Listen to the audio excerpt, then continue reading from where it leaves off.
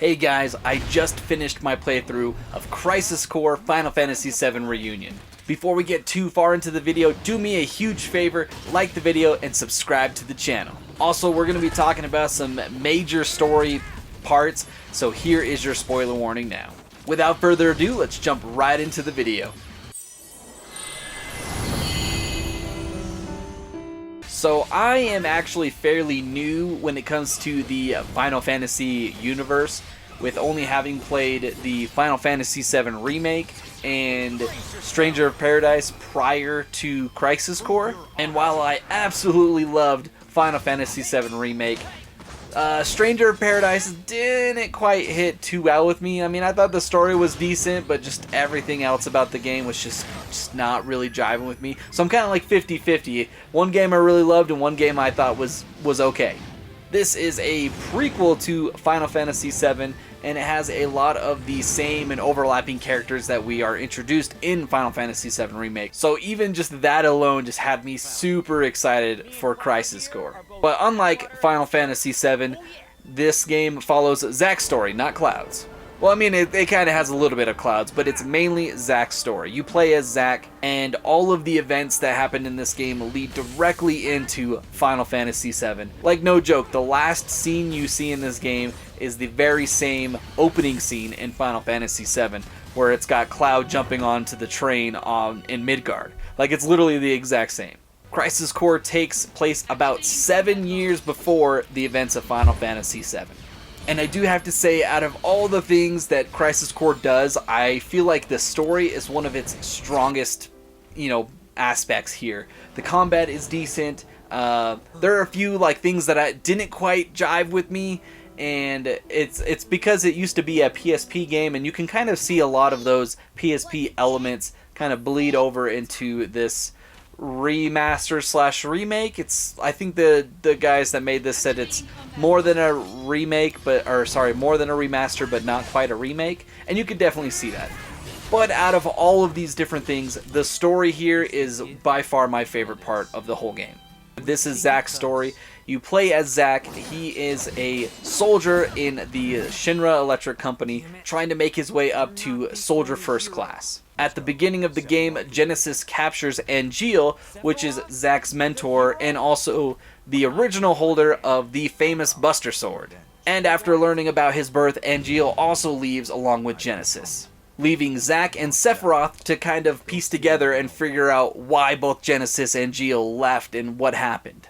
And I have to say, seeing Sephiroth as, I guess, quote-unquote, the good guy is kind of weird, but also super awesome at the same time. And I loved seeing his story and how you see him go from being this good guy to basically his turn to the dark side, quote-unquote. I say that because his story reminds me a lot of, Anakin Skywalker from Star Wars. They're both, considered heroes of war heroes, and then they find out that they're basically being used and abused and, flip the script on everybody, and now they're literally the world's biggest villain. Also, that flashback scene with Sephiroth fighting Genesis and Angeal had to be one of the coolest freaking cutscenes I have ever seen. It was so epic, it was so awesome, it was good. The whole thing just really goes to show how powerful Sephiroth is, even before the events of Final Fantasy VII. Anyways, we discover that Genesis, Angeal, and Sephiroth were all part of these experiments called Project Genova, where they took some of this ancient's cells and injected them into Angeal and Genesis and Sephiroth when they were young. Well, you could see that Angeal and Genesis were kind of failed experiments, as you can see that they're deteriorating and they're fading away, whereas Sephiroth is totally fine. Anyways, this is kind of like his turn to darkness, to the dark side, per se. And that's up to us, playing as Zack, to try to stop Sephiroth. Sephiroth tries to blow up the reactor, and Zack steps in to stop him. But ultimately, it doesn't really work, whereas Sephiroth just blows us away. We're no match for him. And then you got Cloud, which is where, Cloud comes in a little bit earlier, but I was so excited when I saw Cloud first on screen. I was like, yeah, that's my boy. I was so happy. But anyway, Cloud picks up the Buster Sword from Zack, who's laying on the ground, very weakened, and he runs up and he stabs Sephiroth in That's kind of the start of their epic battle between them that leads up into Final Fantasy VII. Sephiroth knocks him back as well, and leaving both Cloud and Zack unconscious in this reactor place. And the scientists show up, they grab him, and they immediately start to do experiments on both Cloud and Zack. We find out that even though it felt like a day or so to us, that it had actually been 4 years that Cloud and Zack had been experimented on. One of the saddest and most epic parts of the whole game is the end, where Zack sees the Shinra forces kind of surrounding where they're at. He leans Cloud up against some rock pillar and basically goes out to face an entire army all by himself. And it's so sad because you just fight for as long as you possibly can with just waves of enemies coming at you, and it's playing like this sad epic music, and eventually Zack is shot down and is defeated, and it's so sad. After which Cloud regains consciousness and crawls over to Zack, who is barely hanging on to life. He's basically dying, but with his last few breaths, he gives Cloud the Buster Sword and tells him to continue with his dreams and tells him to continue the legacy, which is so epic. Like, it was just so cool to see where it started from with Angeal to Zack, which unfortunately Zack did not have the Buster Sword for as long as I thought he did. When they kind of alluded that it was originally Zack's Buster Sword in the 7 remake, I for some reason thought Zack had this for a lot longer than he really did. The story was just so good. Yeah, it had its cheesy points. I would say that the only things that I would negatively say about this story is some of the dialogue. Like, the story, the big plot points were all really good, but some of Zack's dialogue, the way he talks and his dialogue was just a little cringy at times. Actually, a lot of times. But I would say that was the only negative thing about, like, the story itself. Everything else I absolutely enjoyed about the story. I thought it was well told, and if anything, it just made me even more excited for Final Fantasy VII Rebirth, which hopefully comes out next year, is what it's slated for. So just like Final Fantasy VII, Crisis Core is very much like a hack and slash. You build up your meter so you can do magic, and you can heal, things like use your materia. Also, I have to say that I really, kind of jumping off topic here, it just popped in my head, but I really liked how they changed the UI and just the interface to look a lot like Final Fantasy VII. So when I jumped into this game, I kind of have already knew exactly what to do, how to move things around. It wasn't quite exactly like 7's, but it was close enough that I was able to easily pick it up, like, fairly quickly. One thing that I thought was actually really cool was the materia fusion, which I don't believe that they had in any of the other Final Fantasy games that I've played, which is just 7 Remake and Stranger of Paradise. I really enjoyed that you could take 2 different materias and kind of fuse them together to either make a more powerful materia or a totally new materia altogether. I don't know, it's just really cool to kind of mix and match, and I played a lot with that to try to see which materias I could get, which new combinations I can make. So I really enjoyed that aspect of the, like, crafting-ish of the materia. So unlike Final Fantasy VII, where you have different, like, companions to move around and command, this one you have the what is it called? The DMW, which is almost like the slot machine type deal, and every time you enter combat, this thing spins, and if you get it on all the same characters, it'll unlock a special ability that you can do. Depending on which character you use, it's a different ability, and sometimes it's even summoned, so that's really cool. But depending on which characters you get and which numbers you get, you can get different buffs, where you can have unlimited magic for a certain period of time, unlimited AP. I actually really liked that. It kept combat, like, always different. Even if I lost to, like, a certain enemy and had to come back, the experience would have been a little bit different because the slot machine is always something different. I thought the DMW was awesome. But these summons are so awesome. Every time, like, the cutscenes for the summons are just so freaking cool. I don't know if they are the same as what they were in the PSP game, but dude, they look so freaking sick. Every time I got a summon, I just let the cutscene go. I do want to talk a little bit about the side missions here. Now, there is a ton of side quests here, like literally a bunch. Unfortunately, this is one of those things I was saying that kind of carry over from that PSP era, where they're nice, short, and quick, which in itself is great, but at the same time, it's like 3 different areas that you cycle through every single time. Unfortunately, I just didn't really care too much. I think I said I did about 10% of them, and I don't know how many there are, but at the bottom it said 10%.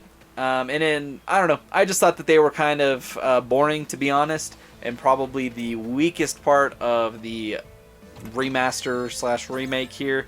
They definitely could have done a little bit something with that, but with that said though, overall I do enjoy the combat here, kind of talking about the DMW, the hack and slash, just all of it together. I enjoyed it. It's fun to play. I loved the summons. I loved the DMW like slot machine. It was fun to see what we would get next, and how it just made the combat fresh and always different no matter which encounter we went into. It's just the side missions themselves were pretty lame.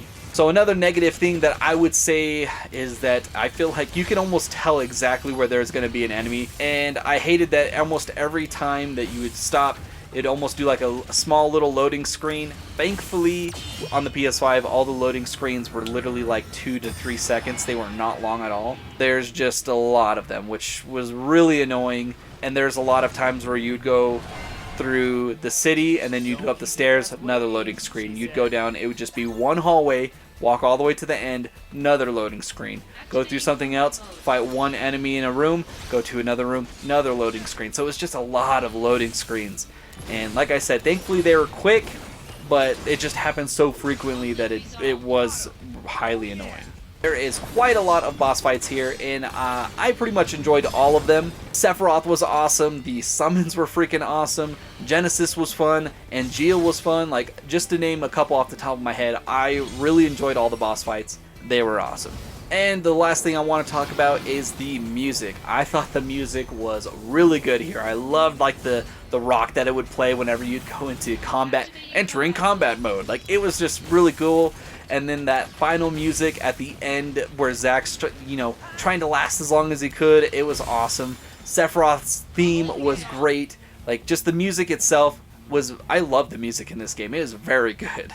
Now let's move into my final thoughts. Overall, I thought Crisis Core was awesome. I really enjoyed it. It definitely has its flaws. It's not a perfect game. Like they said earlier, it's not quite a remaster, or more than a remaster, but not quite a remake.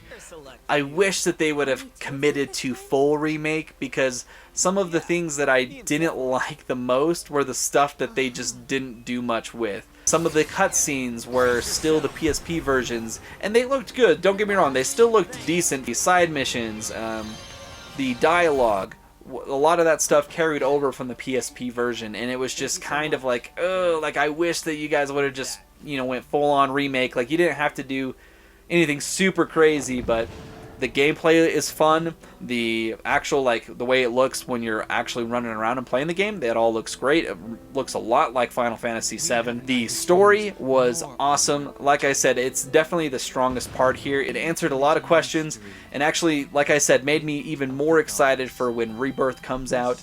I do feel that they specifically released this game so that we would be familiar with Zack. Because if you guys remember, at the end of 7.7 or FF7 Remake, they did like this weird thing where it's like Zack didn't die. So it's kind of like, I think that they did this on purpose so that we'd be caught up with Zack's story. So because for me, who never played, I was like, who is that? I remember them talking about Zack like within the game, but I was like, I have no idea who this is. But overall, the story was great. I had a great time. I was sad that it was done. It made me wanting more. And with that, I'm going to give Crisis Core Final Fantasy VII Reunion, that's a mouthful to say, a 8 out of 10. All the things that I really loved, the gameplay, the story, were all really great. And overall, I had a blast with this game. And that's going to be it for the video, guys. Let me know down in the comments below what you guys thought of Crisis Core. Are you excited for Rebirth when it comes out? Do you guys think it's going to come out this year? I'm kind of leaning on no. But don't forget to like and subscribe, and we'll catch you guys on the next video. Embrace your dreams.